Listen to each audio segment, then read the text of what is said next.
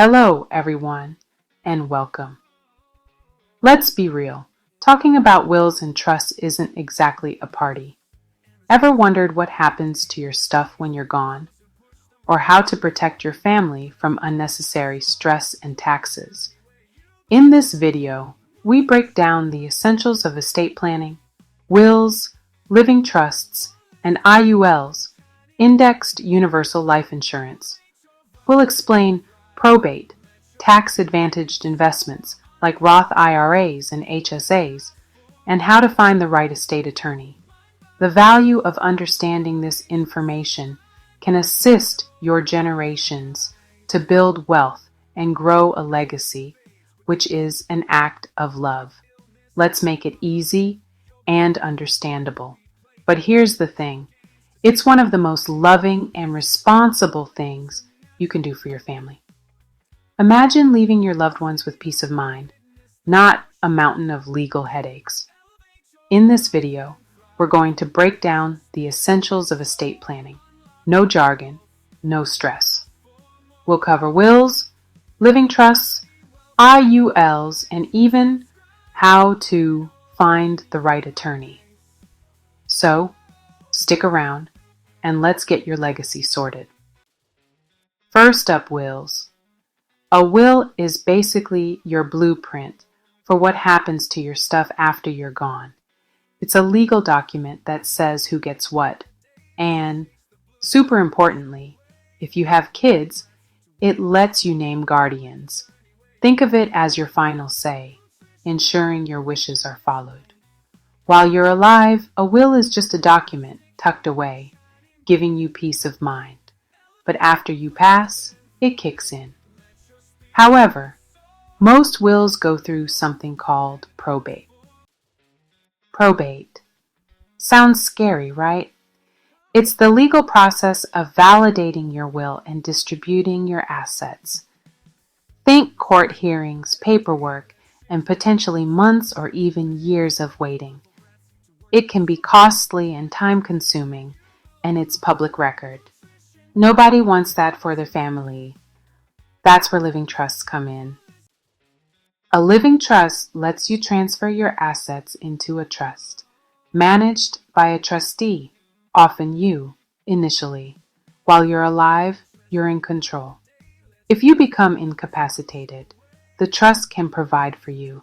And here's the best part.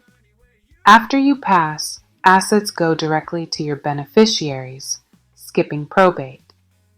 That means faster distribution, lower costs, and privacy.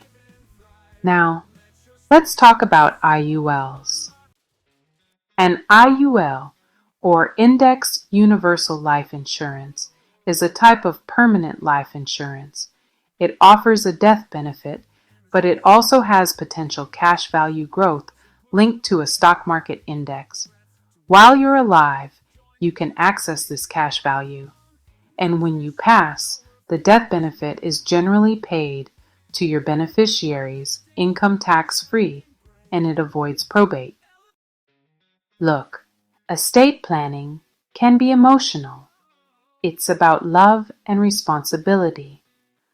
Open communication is key.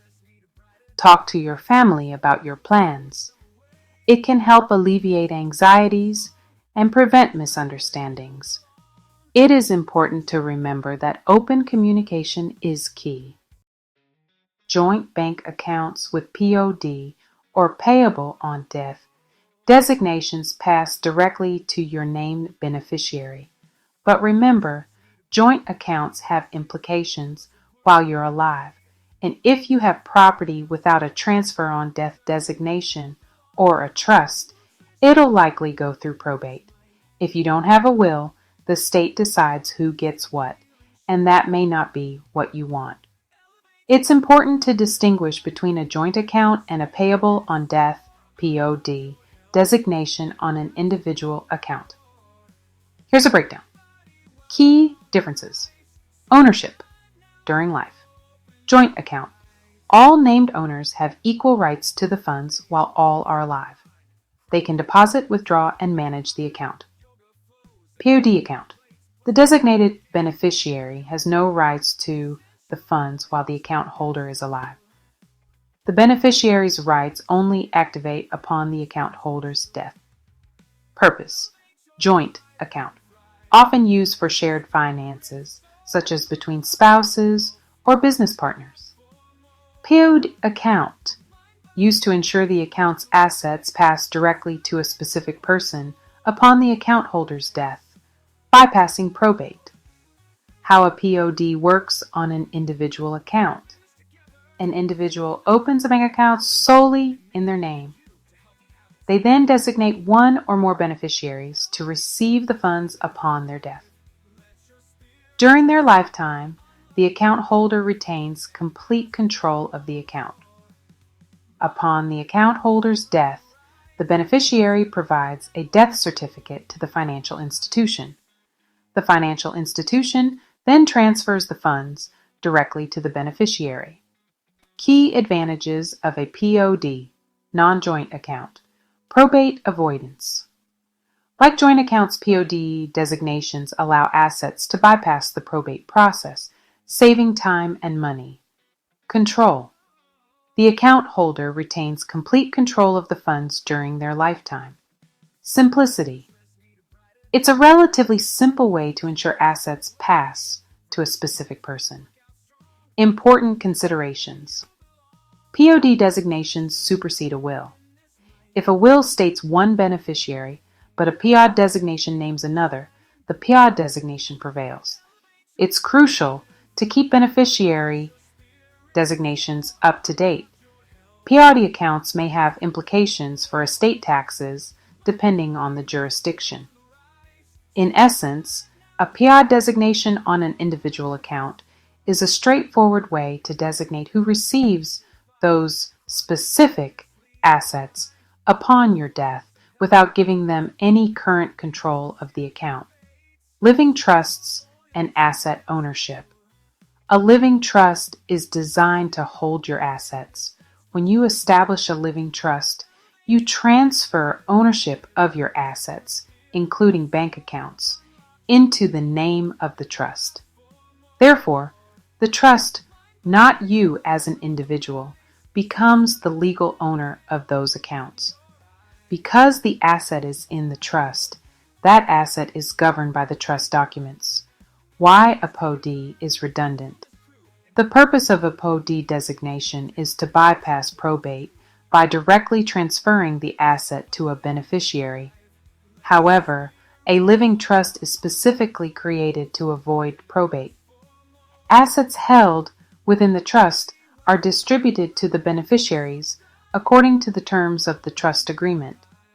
If a bank account is correctly titled within your living trust, the trust document itself dictates who receives the funds upon your death. The POD becomes unnecessary. In essence, if your bank account is in your name with a POD designation, the POD designation will control where the money goes after your death. If your bank account is in the name of your living trust, the terms of the trust control where the money goes after your death. Important considerations. Proper titling.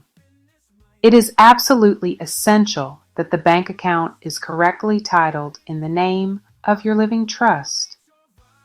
If it is still in your individual name, even if you have a trust, it may still be subject to probate.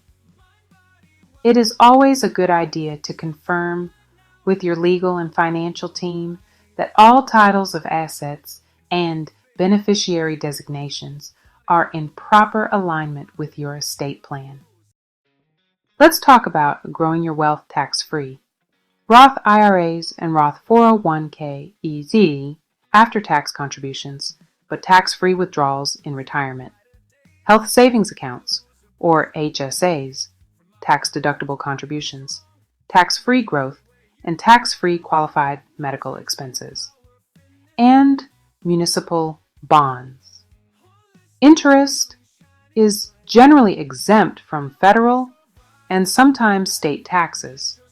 Remember, tax laws vary, so always consult a financial advisor. Finding the right estate attorney is crucial. Ask about their experience, fees, and communication style. Ask if they have experience with your state's laws. And don't be afraid to ask for references. Remember, estate planning is a thoughtful and loving act. Regularly review your plan. Consider incapacity planning. Plan for your digital assets and keep your beneficiary designations up to date, and always consult with qualified professionals.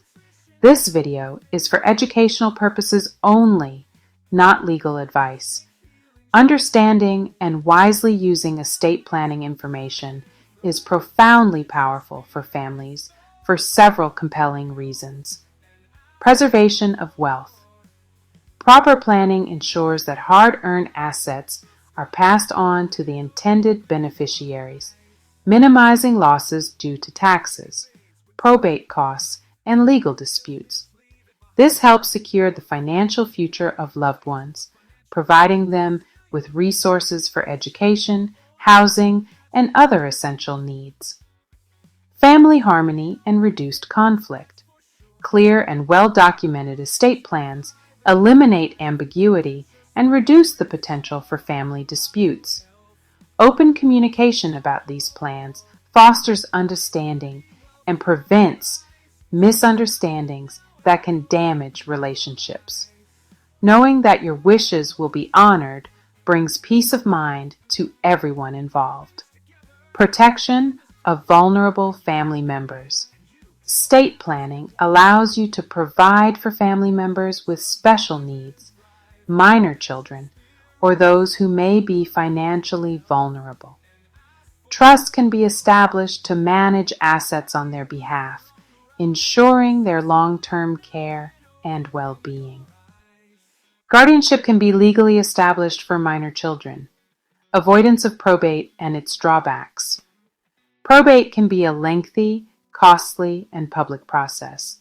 Understanding how to utilize tools like living trusts and POD designations allows families to bypass probate, saving time, money, and stress. Privacy is also maintained. Tax efficiency. Strategic estate planning can minimize estate taxes and other tax liabilities. Understanding tax-advantaged investment options, such as Roth IRAs and HSAs, can help families grow and preserve their wealth. This allows more of the estate to actually go to the beneficiaries. Legacy building.